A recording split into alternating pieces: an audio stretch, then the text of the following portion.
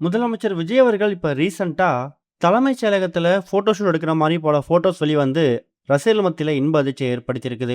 அதாவது ஃபோட்டோ கலைஞர்கள் அப்புறம் வீடியோகிராஃபர்ஸ் இருக்காங்கல்ல, அவங்க எல்லாரையும் ஒரு சின்ன எக்ஸிபிஷன் மாரி தலைமைச் செயலகத்துக்கு கூப்ட்டு மீட்டிங் அட்டெண்ட் பண்ணியிருக்காரு.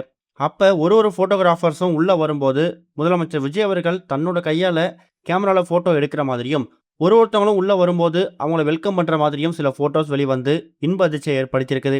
இத பார்க்கும்போது, இந்த அளவுக்கு ஒரு சிம்ப்ளிசிட்டியான முதலமைச்சர எங்கேயுமே பார்க்க முடியாதே. அதுவும் கேமராவ பார்த்துட்டா போதும், முதலமைச்சர் விஜய் அவர்களுக்கு தன்னோட சினிமா ஞாபகம்லாம் வந்திருக்கும். அதான் கேமராவ கையில எடுத்துட்டாரு அப்படிங்கிற மாதிரி பல கருத்துக்கள் பரவிட்டு இருக்கு. இன்னொரு பக்கம் தலைமைச் செயலகத்தில முதலமைச்சர் விஜய் அவர்கள சந்திக்கிறதுக்கு நெறைய பிரபலங்கள் டெய்லியும் போயிட்டு தான் இருக்காங்க. ஒரு பக்கம் சிம்புவா இருக்கட்டும், ஜிவி பிரகாஷா இருக்கட்டும், இதுவரைக்கும் தமிழ் சினிமால அவர வச்சு இயக்குன இயக்குனர்கள், அவருடன் நடிச்சவங்க, அவர பத்தியான வெல் விஷர்ஸ் நெறைய பேரு டெய்லியும் அவர மீட் பண்ணி, சோஃபால பக்கத்துல உட்கார்ந்திருக்க மாரி ஃபோட்டோவ அவங்களோட Instagram பக்கத்துல ஷேர் பண்ணி வந்துட்டு இருக்காங்க. ஆனா, இப்போ வரைக்கும் முதலமைச்சர் விஜயோட ஃபேமிலி அவங்கள போய் நேர்ல மீட் பண்ணி ஒரு ஃபோட்டோ எடுக்காதது ஒரு பெரிய குறை தான். முதலமைச்சரோட அப்பா, அம்மா கூட ரீசென்ட்டா தலைமைச் செயலகத்துக்கு போயிட்டு தன் பையன் கூட ஒரு முதலமைச்சரோட ஃபோட்டோ எடுத்துட்டு அந்த ஃபோட்டோவ ஷேர் பண்ணியிருந்தாங்க.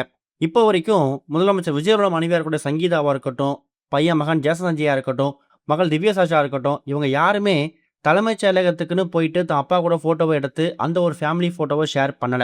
இப்ப என்ன தகவல் கிடைச்சிருக்கு அப்படின்னா, ஆகஸ்ட் 25ஆம் தேதி முதலமைச்சர் விஜய் அப்புறம் சங்கீதா இவங்களுடைய திருமண நாள் வரப்போகுது.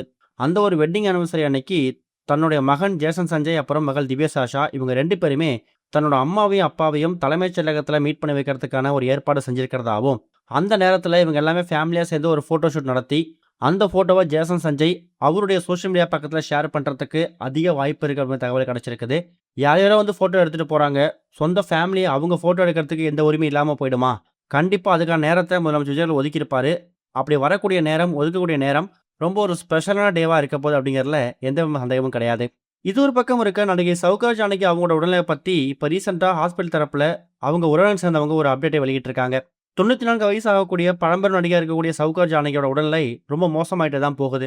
சொல்லப்போனா வயது முதிர்ச்சி காரணமா கடந்த ஒரு சில மாதங்களாவே எக்கச்சக்கமான உடல்நலத்தை சந்திச்சிருக்காங்க. தமிழ்ல 400க்கும் மேற்பட்ட திரைப்படம் நடிச்சிருக்காங்க. இந்தியாவோட மிக உயரிய விருதா இருக்கக்கூடிய பத்மஸ்ரீ விருது உங்களுக்கு கிடைச்சிருக்குது. அப்படிப்பட்ட சௌகார் ஜானகி அவங்க ஹாஸ்பிட்டல்ல சேர்க்கும்போது நார்மல் வார்டுல இருந்திருக்காங்க. இப்ப ரீசென்ட்டா ஐசியூக்கு மாத்திருக்காங்களாம். உடல்நிலையில எந்த விதமான முன்னேற்றமும் ஏற்படல. தொடர்ந்து சரிவு தான் சந்திச்சு வந்துட்டு இருக்கிறதாவும், இப்ப செயற்கை சுவாசம் அப்படின்னு அழைக்கப்படக்கூடிய வெண்டிலேட்டர் மூலியமா தான் அவங்களுக்கு சிகிச்சை கொடுக்கப்பட்டு வந்துட்டு இருக்குதாம். எப்படியாவது அவங்களோட மரணத்தை இன்னும் கொஞ்ச நாட்கள் தள்ளி போடணும், இன்னும் கொஞ்ச நாட்கள் அவங்கள வந்து உயிரோட இருக்க வைக்கணும் அப்படிங்கிறது தான் அவங்க ஃபேமிலியோட ஒரு மிகப்பெரிய எதிர்பார்ப்பா இருந்து வந்துட்டு இருக்கு. ஹாஸ்பிட்டல் தரப்புல என்ன மாதிரி அப்டேட் வரப்போகுது அப்படிங்கிறத வெயிட் பண்ணி பார்க்கலாம். இது வரைக்கும் கனெக்டிங் டிவிக்கு சப்ஸ்கிரைப் பண்ணனா மறக்காம சப்ஸ்கிரைப் பண்ணிக்கங்க. உடனடி அப்டேட்ஸ் பெறுவதற்கு நோட்டிஃபிகேஷன் பெல்லையும் கிளிக் பண்ணிக்கங்க.